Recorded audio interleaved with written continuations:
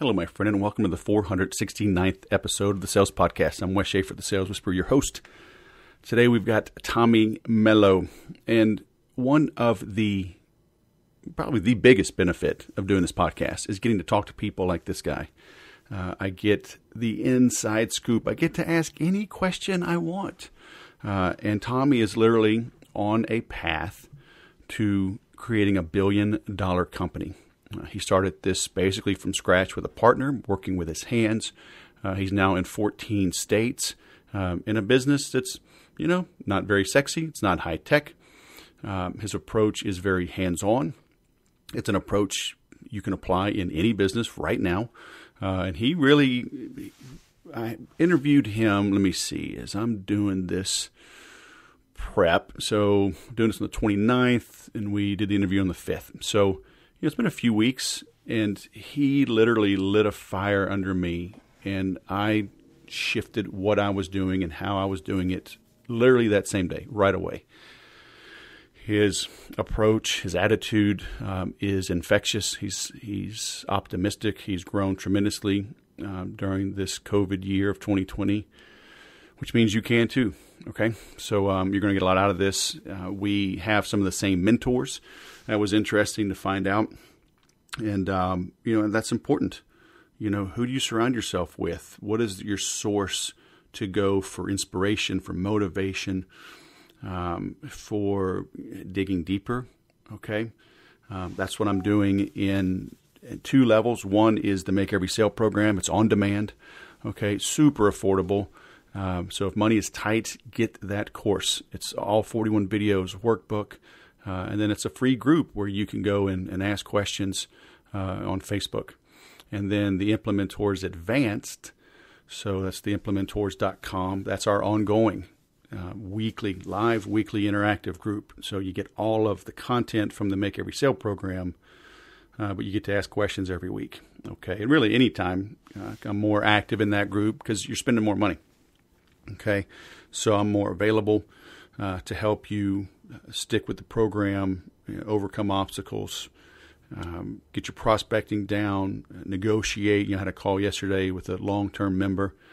He's handling his first big renewal, $54,000 renewal, and helping him through that. It's just, what's that worth, right? What's that worth to have 23 years of expert advice basically at your fingertips to help you get through some of the obstacles that are always going to pop up, no matter what you do. I've been doing this, sales 23 years, running the Sales Whisper now for 14.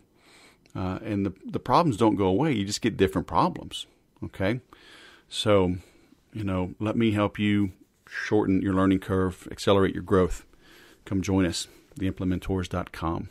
Now let's bring on Tommy. Tommy Mello, founder, A1 Garage Door Service, author, Home Service Millionaire, host of Home Service Expert podcast, all the way from Scottsdale. Welcome to the Sales Podcast, man. How the heck are you? I am doing really, really good. I'm excited to be on today. Man, can I talk about one of your competitors? Although you don't sell in LA, do you? No. I would love for you to talk about my competition. All right. So he's not a competitor. Because we can't, I'm in an HOA, man. We can't get fancy garage doors, right? We had to get permission just to paint the damn thing. Yeah. But I always talk to people about marketing. And this guy, Mesa Garage, you may know. Oh, I know him well. He's a great marketer. And I got to imagine you're a great marketer too. I hear his ad. I don't listen to talk radio anymore, but just driving around, I lived out here for 16 years. Mesa Garage, free delivery, free tow away, free weather stripping. I'm like, damn, dude. Marketing still works, doesn't it?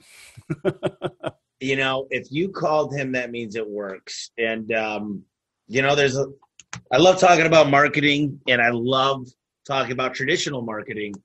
And I'm big on direct response, but TV, radio, billboards, the difference is don't search garage door repair Scottsdale or garage door repair LA.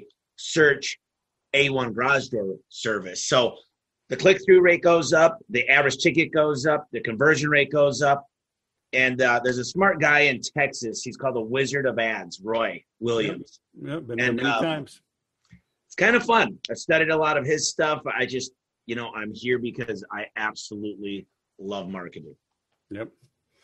Yeah, I used to live in Austin, so I was hanging out with Roy when he was still in a strip mall back in 2002 in Buda. Wow.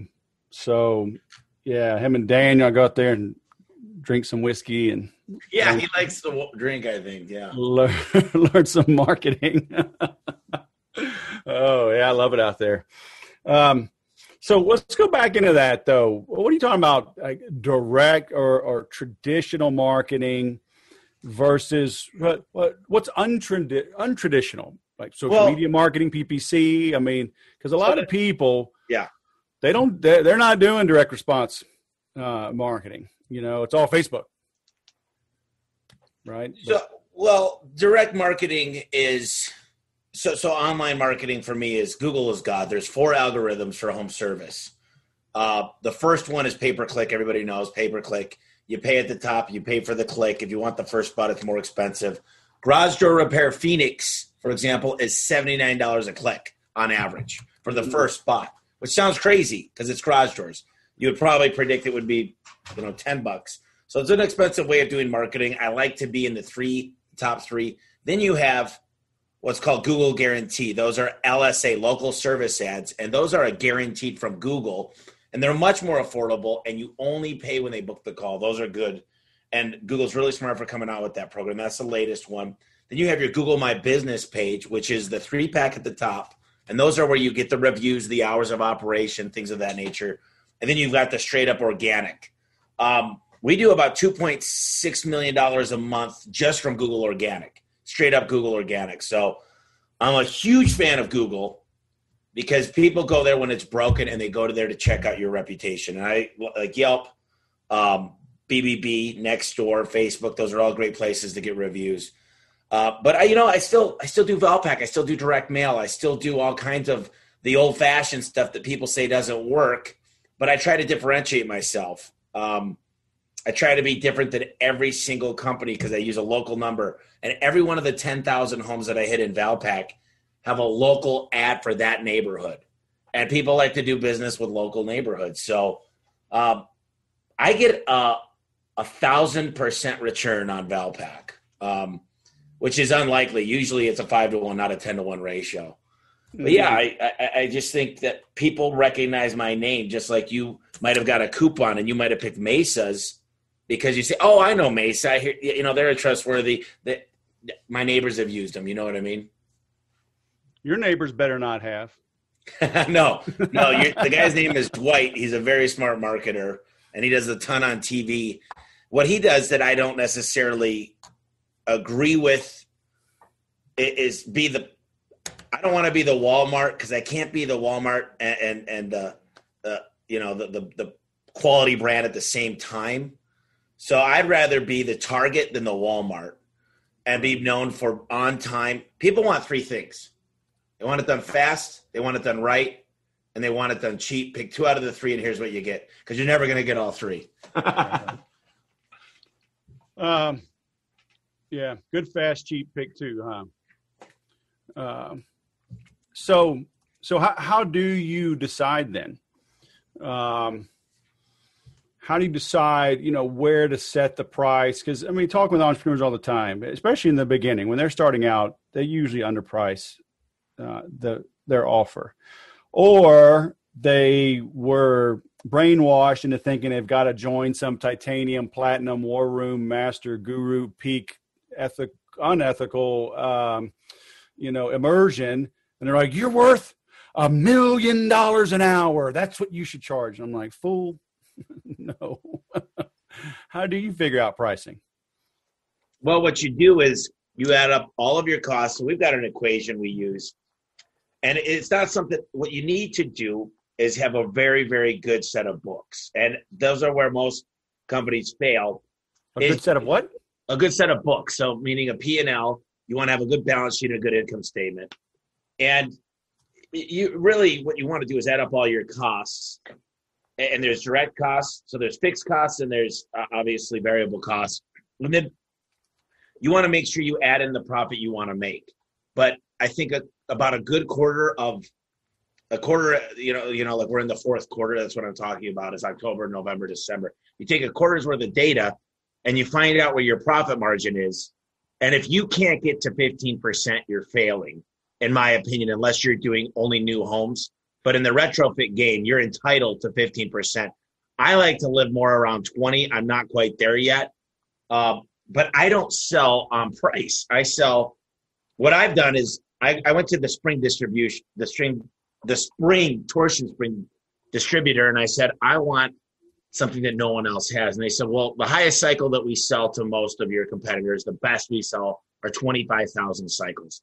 I said, okay, I want 80,000 cycles, and I want them powder coated, and I want to differentiate myself. So if you sell a set of springs at 10,000 cycle, the average, and for $200, and I sell my 80,000 for 500, you're actually getting more than 3 times better value for my springs.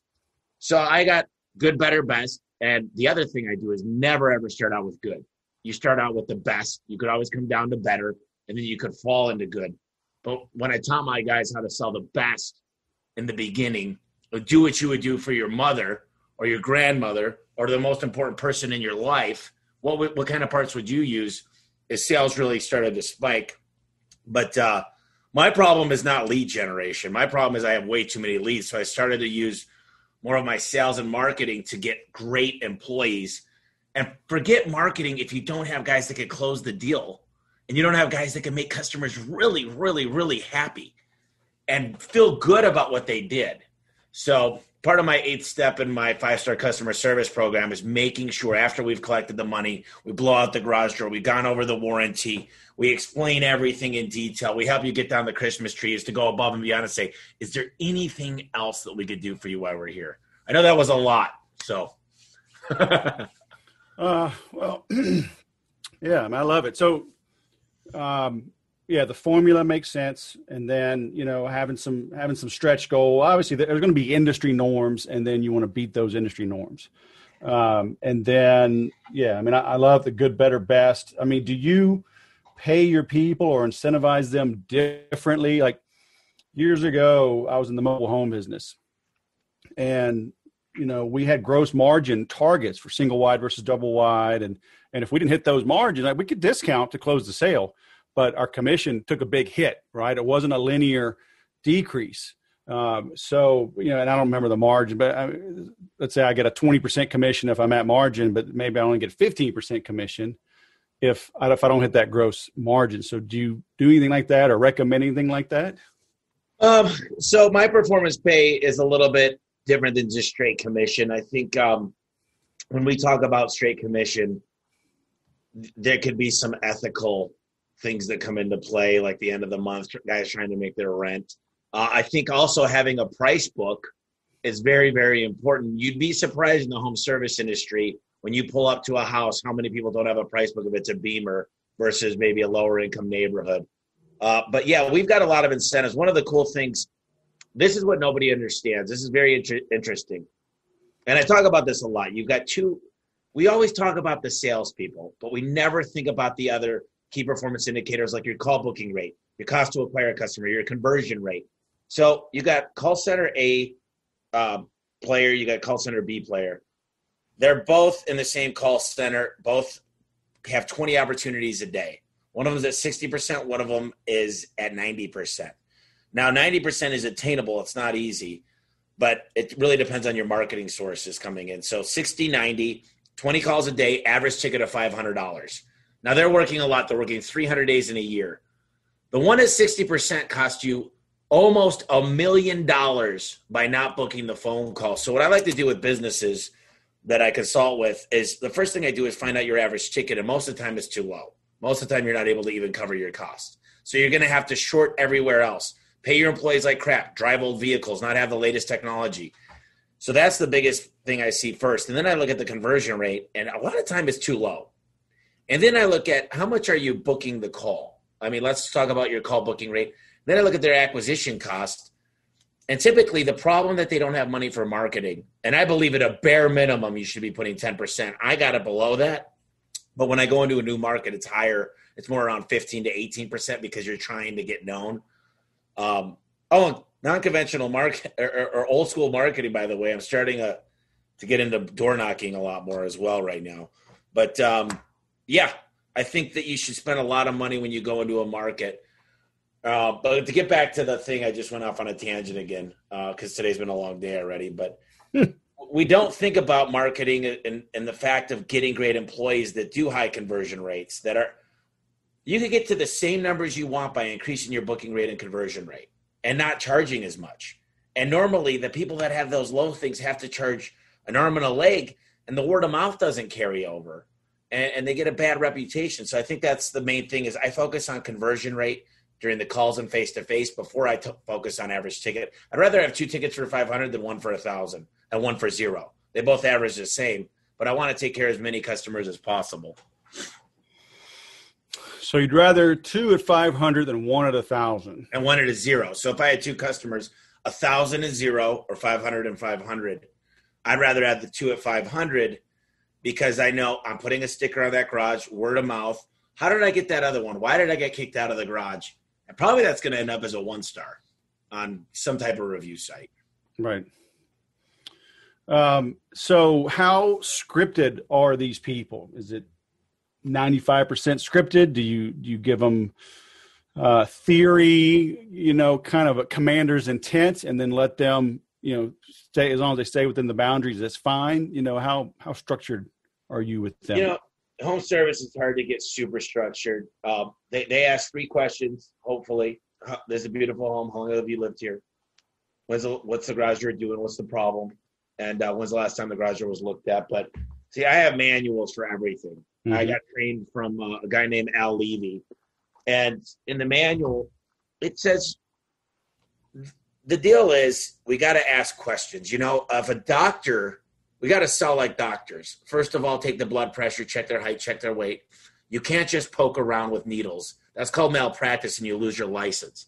So if we learn to sell like doctors and do the right things and do a needs analysis for our clients. So first thing they got to do is like you and trust you. And that's really, really important for me. And I truly believe, and every time I'm at a meeting, I say, if there's anything we can do better as far as parts and as far as what we take care of, then I want you guys to tell me, and we're going to carry those parts. There's nobody that sells better quality than us. And I think we could charge for that, but within reason. Like I said, I don't want to be known as the highest price. I want to be known for the best quality. And I think intrinsically, you end up making more money. And I'm going to be the largest garage door company in the world. I'm not, don't take this the wrong way, but I'm not going into California, New York, or Illinois anytime soon due to the fact that there's more litigators in Southern California for workers than anywhere in the whole world. Right. And the way that we're expanding is by having an expected result, by having manual standard operating procedures. There's a checklist done on every single garage with pictures. And there's accountability, there's discipline, there's consistency.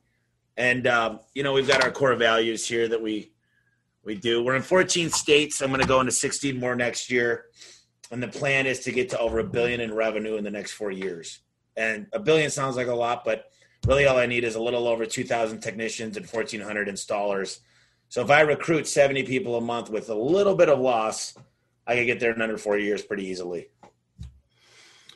Dude, you got this all wrong. We're in a pandemic, man. You got to be hunkering down. You got to you know what? Crawl under your desk and finish this interview from under there. You got to be scared, man. I know. That's what they say. They say, gosh, right now, go run and hide. I decided to double my marketing during the pandemic, and we don't know what to do. We've got so many jobs. But you know what? It's more important is I believe you got to take the people with you. We do nice things. I love the feeling of doing great things for my internal customers, which are my employees. They've got great health insurance. They've got great paid time off. They get more training than anybody else I've ever heard of in the home service industry. Train, and retain. And I love it. I'm passionate about it. And I got to say, I feel bad about people that are struggling during the pandemic. And, I don't know how they said some people are not essential, but thank God. I've talked to private equity companies, probably 5 a week, just to stay in tune. And home service companies, their multiple of EBITDA has gone through the roof during this pandemic. Right. Well, there's no way that you can be a greedy capitalist and take care of your people. Something's going on. I'm smelling a fish here. Something's wrong, man. There's no way. You're supposed to be greedy. Look, I know you have 12 Lamborghinis and your people are on welfare. Admit it. Admit it right now. Right on the podcast. 2012 Nissan Titan with 127,000 miles with a salvage title. Now, every one of my guys almost has a brand new vehicle, and I promised the company and everybody here I would not own a new vehicle until everybody else had a new one. Can I afford one? I can afford one. I can afford a lot of things. I'll tell you this, I still live in one of my apartments. I just bought a house, but it's still under a lease. I've got houses. I've got a nice house in Scottsdale. I just bought a house in Paradise Valley, but my apartment's 900 square feet, and those are where my technicians stay. There's 19 units there. And every time they come in, we all have a beer. We go out there. We barbecue. I get to know these guys. I want them to know who I am. And I want them to know they're working for a leader that's going to stand behind them with whatever they have to do. And you've probably heard of the book Leaders Eat Last. But I truly want to live that and continue to be a role model for all these people, because I'm trying to train leaders. That's what I'm doing here is I'm building leaders every single day. And the way you do that is they present to me. They give me their ideas. They come up with positive feedback. These manuals are living, breathing documents. I have a guy that's waiting outside right now that wants to talk to me about, he's got a lot of ideas. He's a 23-year-old dude. And he just started. He went through his apprenticeship. He went through 6 weeks here in Phoenix to train. And he's going out there, and he's just so successful. Yesterday night he called me. He said, Tommy, you got a quick minute? I said, I'm on the other line with my sister, but I won't go ahead. And he said, there's this very elderly couple, late 80s, and both their cars were dead in the garage, and their daughter's car was dead. So I stayed there, and it took me an hour and a half, but I jumped every vehicle, got them all running. And just to let you know, the lady's a huge designer. It was a $2.5 million house. They asked for a stack of cars, and they're going to get us a lot of work. And I said, dude, I love that you're getting the work, but that just says volumes about who you are and who we are as a company, that you went ahead and did things like that and gone the extra mile, because that's what I want to be known for, is taking care of people and going the extra mile like that. Yeah, that's cool. How'd you get started? So I moved to Arizona from Michigan when I was 16. I ended up going to school. I ended up getting a master's degree in business. And I had a small landscaping company, but my buddy called me up and said, hey, dude, I'm working at this garage door company, and it's pretty cool. And you're the only guy I know that knows anything about business. I'm thinking about maybe starting my own. So needless to say, we wrote on some calls. I really liked the business. And one thing led to another. We started a business in 2007. And it's all here in the book. But we didn't know what the heck we were doing looking back. And we got ourselves into debt. And in 2010, he was great friend. I mean, he's my best friend. He lives in Montana now. But we kind of just decided I wanted to go my separate way. He wasn't loving the business. So I said, look, either you take on the debt and you keep the company, or I'll take all the debt and I'll take the company. And 2010, I took on the company debt and hired my first best hire. My mom and stepdad moved from Michigan to help me run it. And in 2014, I hired my general manager, Adam, who was my right-hand man. And then just slowly started to learn about CRMs and about reading books. My CPA handed me these books, The Ultimate Sales Machine. Then he handed me the E-Myth. Then he handed me The Richest Man in Babylon. And I got obsessed with reading. And leaders are readers, man. And I read a lot. I read a lot of books. Well, that's all right.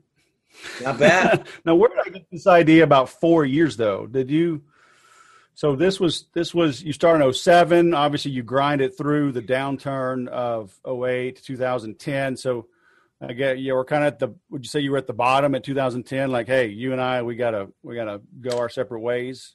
Yeah, it was bad. I mean, like I said, I haven't really learned how to make money till a few years ago. I mean, I paid myself the difference, people don't understand this. I need to make a good salary, a livable salary that a CEO should make, and I make less than that of our size company now. We're on pace to almost do 50 million. But the fact is, you need to make that 15 to 20% after you're paid. A lot of people think your business, what you pay yourself, is the profit. And that's not true unless you've got another person operating the company. So some people say, I made 200 grand last year. I'm like, no, you paid yourself 200 grand. The company made zero. Therefore, it's worth zero. You can't sell a business that doesn't make a margin. I'm sorry, we're not a nonprofit. And even nonprofits make money. Yeah. So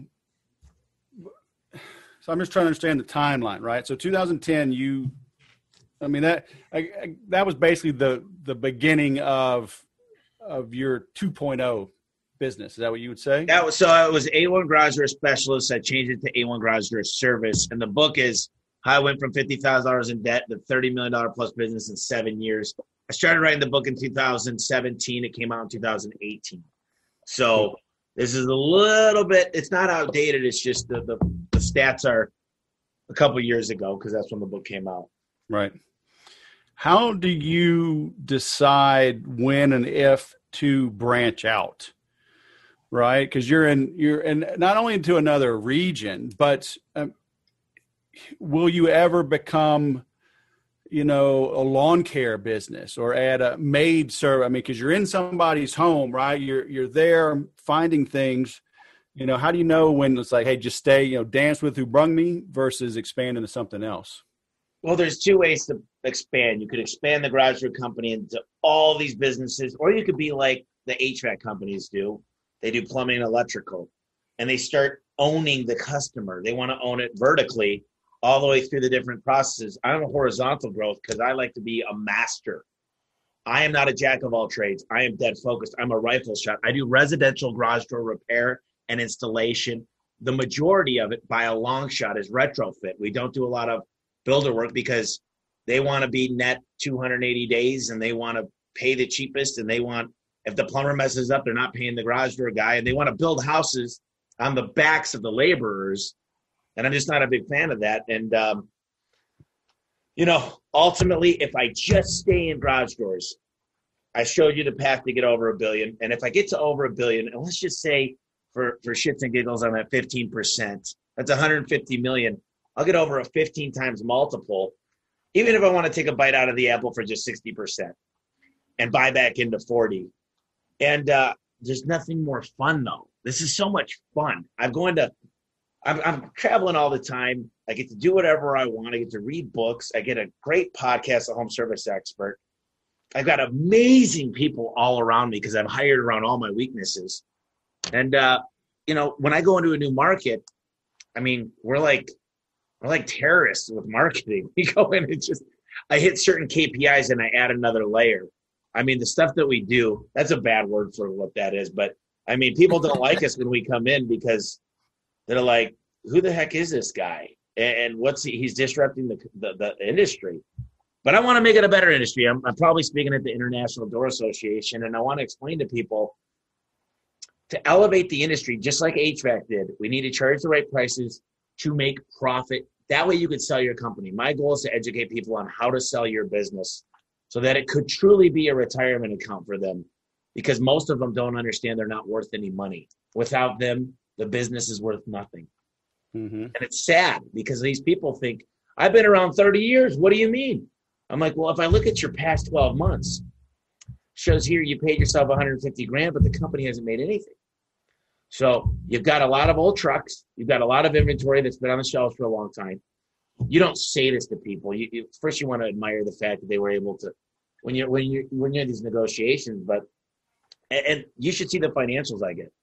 Well, you got to understand, we have 2 sets of books, and there's a lot of cash, and my daughter's college is on here. And I'm like, okay, we can look at some ad backs, but it's not what you think it is. How you want me to work for 20 years in the current company to pay you back? Yes, I'm going to come in and fix a lot of stuff, but you can't sell the business on what I'm going to fix. You know what I mean? So when people want to give me future value of what it's worth, I'm like, oh, that's not how it works. So is that primarily how you expand to a region, is buy an existing business? No, I've bought several businesses and we're looking into acquire more. Let me tell you the coolest thing in the world. I grow organically, but if I buy a business, let's just say the business does $2 million and it's doing 10%. So that's 200,000. Okay. I'm going to buy that business for about 4 times multiple. Okay. So 800,000. And I'm probably going to do some type of earn out that I don't have to put all the cash up front. But the day I buy it, I'm a platform company. I'm worth 12 times. So I'm worth 3 times that 800. So I'm worth 2.4 million for what I just spent 800,000 on. And it's unfathomable. People say, wait a minute, just because you bought that company. I said, well, no, I'm putting in my checklist, my standard operating procedures, my training program, my LMS, learning management system. We're putting in our CRM. We're putting in our checks and balances, inspecting what we expect. But it's making money out of thin air. And I'm obsessed with this. It's crazy. It doesn't even seem legal, but it is. So when you were getting started, did you ever do any hands-on, or was always you and your buddy were managers, owners, and did you have like a small team that you were managing from the beginning? Me and him did all the work. I did all the marketing. I ran all the calls. I showed up to my master's program, greasy. I'd go in, they'd all look at me, and they'd smell me like grease, and I'd be like, look, I'm the only guy here. I was building links, building citation sites, making videos, editing videos when I was in the program. And I did everything, and I did it for a long time. It's not uncommon for me to get out there with the trainees and show them in our training center. We've got 22 training bays, so garage doors with different things, low headroom, different openers, stuff like that. And I still like to get my hands dirty. It's just now I try to work on the business, work on instead of in it. Mm-hmm. So you said what, your mom and stepdad came down? So they moved out here in 2010, and my mom had walked out on me in 2011. She goes, I can't handle it. She was answering the phones. And I said, Mom, you got to go back in. We're missing calls. And I was out there running. My stepdad's out here helping with installs. He was doing payroll. We were doing inventory. And, I had probably 5 or 6 employees. Then when Adam started, we were doing $6 million a year. I didn't get out of the field till 2014, 15. I mean, completely. I was doing it partially from 2013 to 15. But, man, there was a time where I was the business, whether it was the phone calls, the inventory, the marketing. And it's so fun to hire amazing people. My CFO, he came from a $425 million company that he worked with in North Dakota. And he worked there from $22 million all the way up to over $420 million. So he had been where I want to go. And when you hire people like that, they come in and they know how to get there fast. And he just gave me the reports. He gave me the KPIs, and he said, hey, in this market's this happening. Hey, this rent is too much here. Have you ever thought about this? Let's get a better rate on our credit card fees. I mean, smart dude. And he taught me a lot. And so this new notion of just hiring people that have been to $1 billion will get me there 10 times faster. I think that's what they say, man, that must be expensive to hire those people. Most people are on performance pay. And when you're on performance pay, when they win, I win, and vice versa. So I don't have to have this guy sit here on his yearly review and say, I'm tenured in here for a raise. It's not what I believe in. I'm all about performance, and when you win, I can win, and we can celebrate together. So how do you find those initial people to buy into the dream, right? You've got a lot of listeners that are maybe where you were in 2011, 12. 13, grinding it out, maybe some family help, 4 or 5 people kind of getting it done.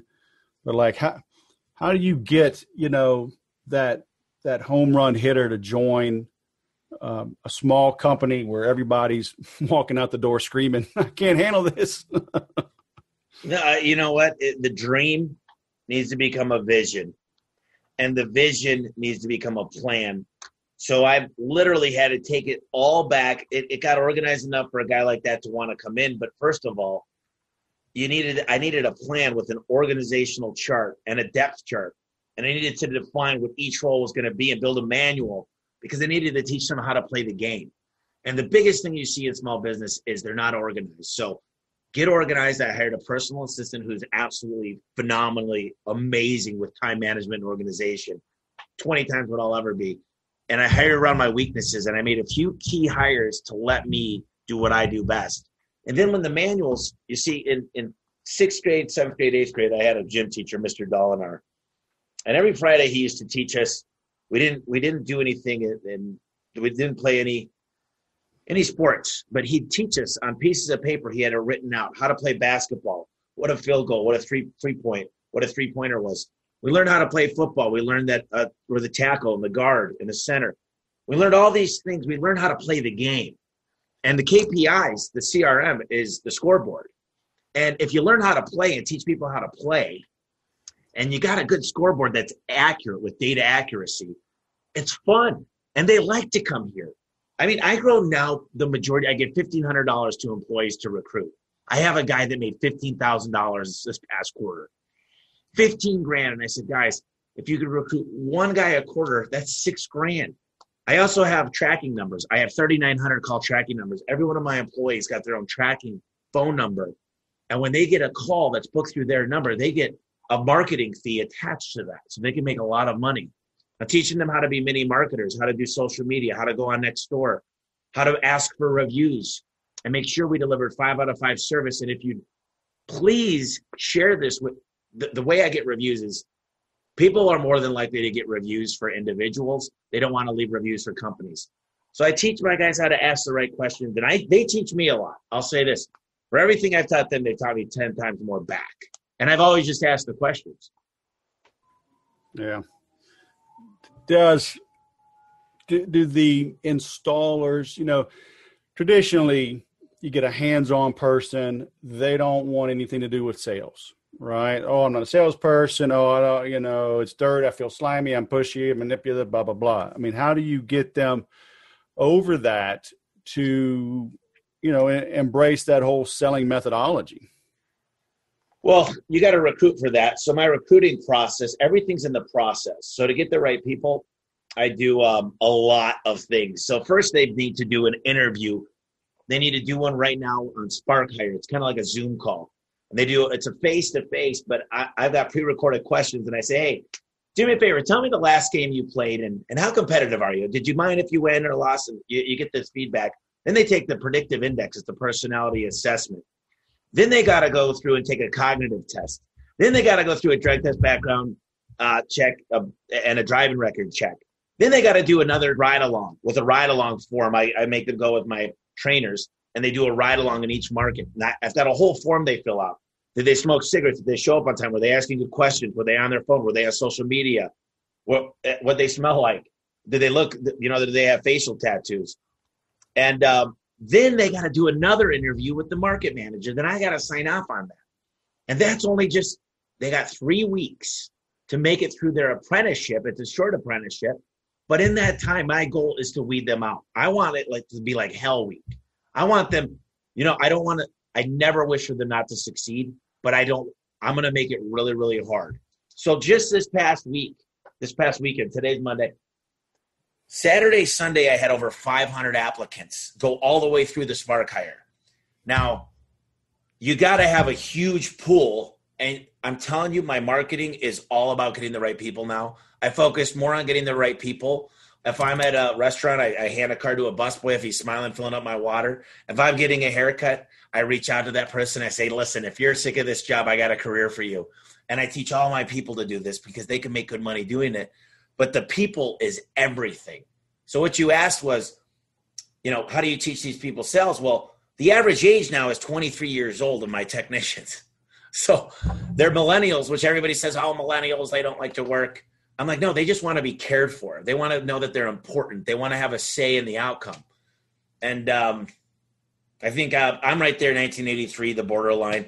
So I know how they think, and I'm not quite as, on social media as much as them.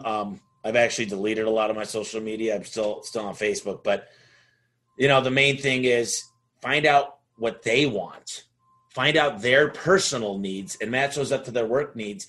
And then you say, you've heard of WIFM, what's in it for me, but what's in it for them? If you could live your life and understand what's in it for them, why would they want to do that? And when you learn to motivate people through that one thought, it starts to take on a life of its own. It's nuts. It's fun. And that's what I say. I got all this passion because I just love what I do. I love working with these people. And the guys and gals that work here are they're a second family, and they're just amazing people. Yes, but Tommy, I went to a fine school, institution of higher learning. I can't get my hands dirty. So how might I go about making good money without getting down in the weeds with grease under my nails? Well, please tell me you have an answer. Hey, listen, if you could bust tables, if you could cut hair, if you could work at Discount Tire, you're the perfect fit for me. I don't need to make these people. First of all, it's not too dirty of a job. We buy all the tools from my guys now. We buy all of it. It's $2,400 because I decided I need these guys to be efficient. Before, they used to show up with a glue gun and a crescent wrench. And I'm like, no. We need really good tools. So it's really important they come in here to train, and I'm just a huge fan of continuing to train, and design systems and standard operating procedures. Everything needs to be systematized and have a checks and balance system. And I think about it. I have a whiteboard in every room. In my kitchen, I have a whiteboard, and I'm constantly whiteboarding and coming up with ways to make sure that we're doing the best job possible for our clients. And therefore, we're spreading like wildfire because they know they're taken care of. And the one thing that's more important to me than anything is we run our warranty calls first. We put those ahead of everything. We need to be there for the customers that need us. And they depended on us. They chose us. And we're going to be around for a long time. And we're going to have amazing employees. We're going to make every experience matter.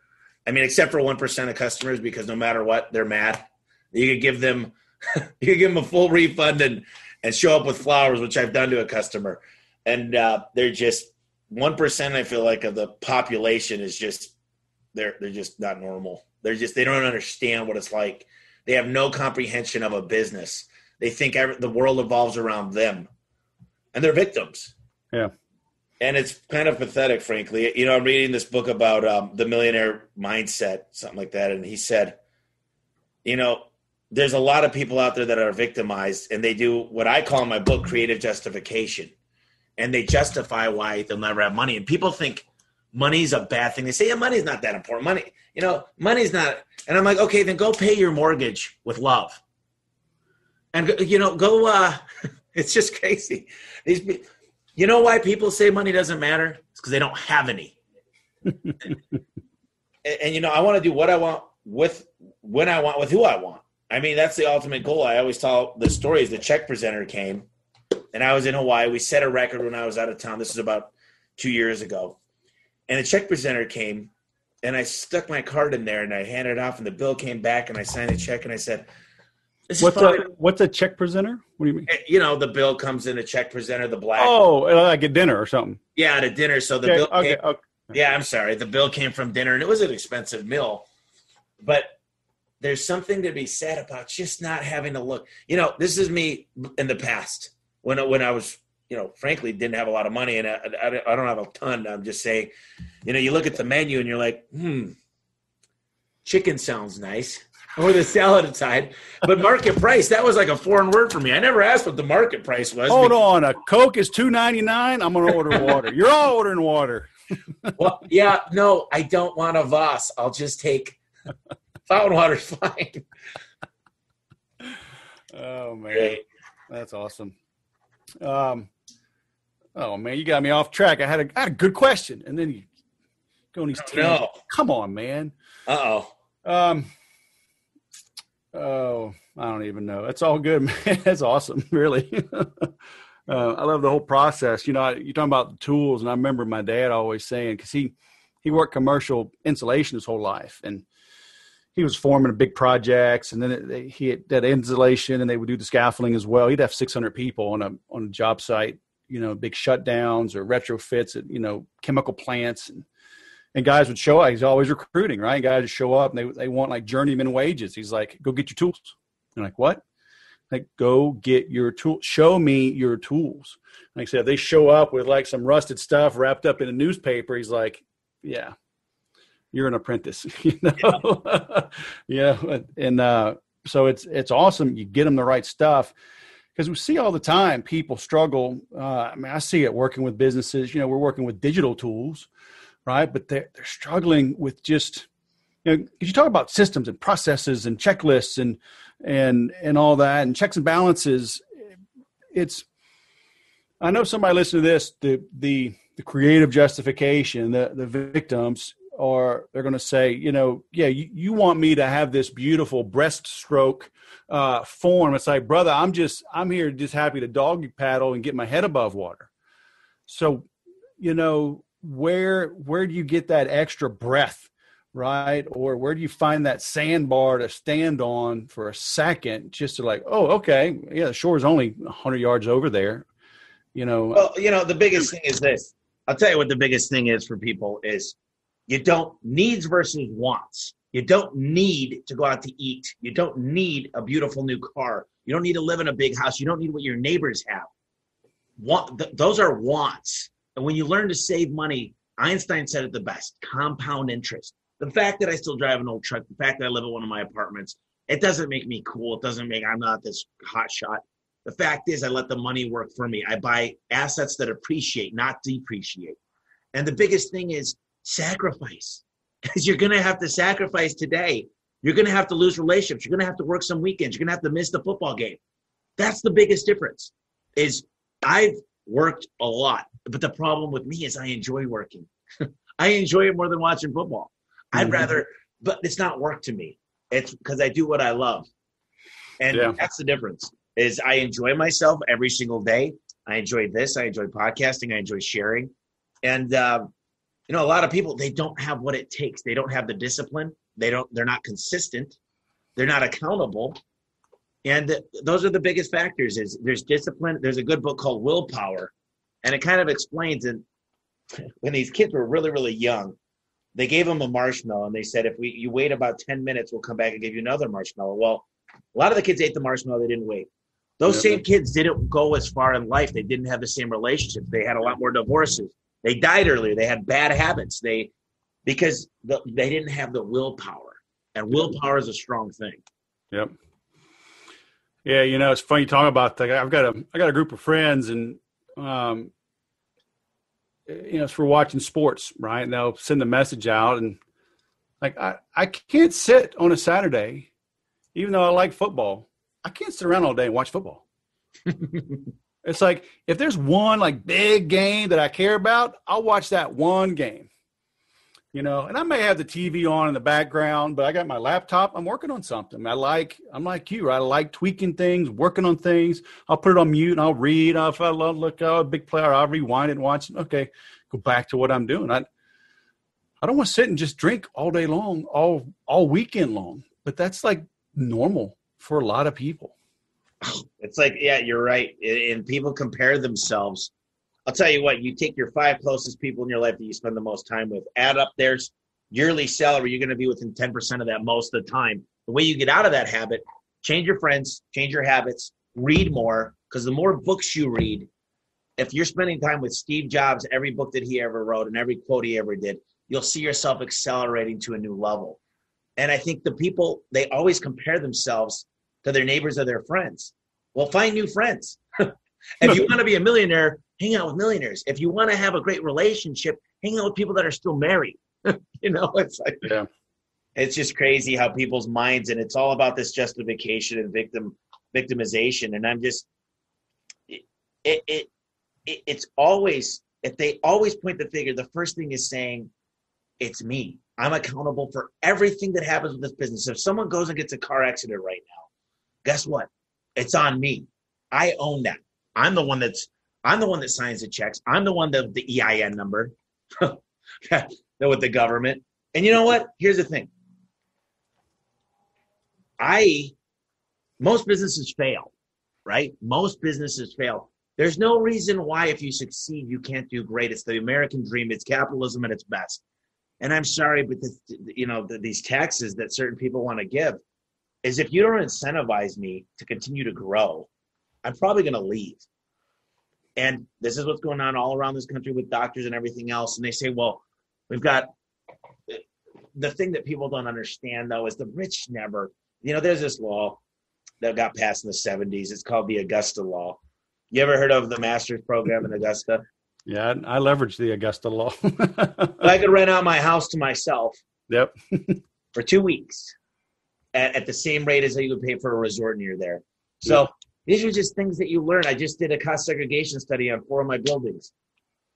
Look, I'm sorry that the president didn't pay a lot of taxes, but he used every law out there and it was completely legal. So I know that's controversial. Joe Biden's the one that passed the laws. Trump just followed them. You're right. 47 years. All right, last question. I remember what I was going to ask you. You're talking about like the 1%. They're always going to be mad. What do you do with the trolls and the upset ones? I've seen those funny pictures of like a restaurant. It's like, hey, come in and have, what Tommy from Scottsdale said was the worst apple pie he's ever had. They'll kind of mock that review and play it up. Do you try to defend yourself, or is it like just a quick, hey, we tried, sorry, we couldn't help you, and just let them go? I mean, what do you do with the trolls? I've got a whole team dedicated to that, and we call them, everybody would say anybody that leaves a bad review is a troll, most of business owners, but I understand we do make a lot of mistakes. There are problems that happen. And, some people think we're going to charge the same as they could buy it from Amazon, from the Chinese freaking factory. But usually what we do is we listen to them, we let them vent for quite a while, and then we offer a solution. Now, the solution could be they don't want to pay the $20 fee. I've had to pay for people's carpets to get cleaned because there's lube that apparently got on the ground and they walked in on their carpet. But, I've done everything, you name it, but I just try to offer some type of solution. And there's some type of moral high ground that a lot of these people, my employees, take and say, we can't do this. And I say, listen, a 1-star on Yelp, a 1-star on Google costs us a lot of money, and it's my money that we're giving back. So I try to come up with a fair offer, a fair solution for them. I have a price beat guarantee from any competitor if it's apples to apples, but I like to sell oranges.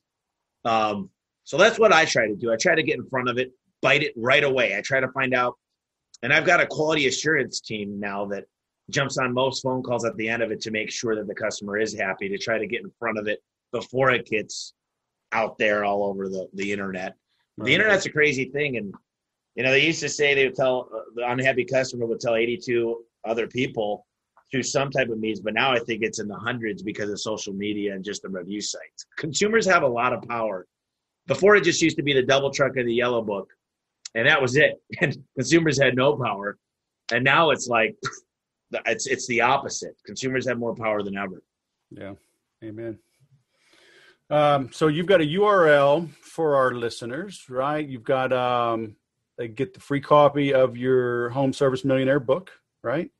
Yeah, they pay the shipping and handling. You know how that is. It's basically barely covers the cost of the book.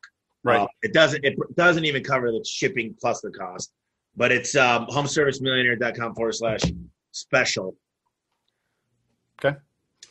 So go to that, and so I'm linking to that. I'm linking to your podcast as well. I mean, and everybody listen, even if you're not in the home services business, right? I'm not in the home services business, and I've freaking sat here and took probably 3 pages of notes already. Plus, I'm going to get it transcribed. So, there's a lot in here. The podcast, I've got your link to Twitter from here as well.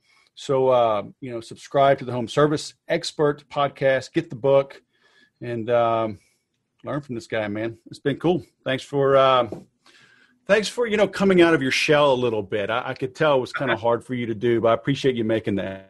Hey, it wasn't easy. You're just a good host, so it made me feel comfortable. Are you saying I bring the best out in you? You do. You really do. Cool, man. All right, Tommy. I live in Scottsdale, man. Thanks for coming on the show. Hey, let's get together. Appreciate you. Thank you. All right, man. Have a great day. You too.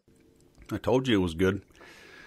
I hope you got a lot out of that. I mean, what you see is what you get. Tommy's just an optimistic, fired up dude. We talk about personality assessments. Go check out episode 335 with John Pike. John's got a unique 1-year guarantee on the new hires. Nobody I've ever seen does that. So be sure and look that up. But, these types of personality assessments are important. Don't go by gut feel. Have a process for bringing on top talent. I love the way he gives referrals for his people. He gives his new folks great tools, $2,400 worth. I mean, it's all these little things, right? He hangs out with them, has a beer with them. So, treat your people right, and they'll treat you right.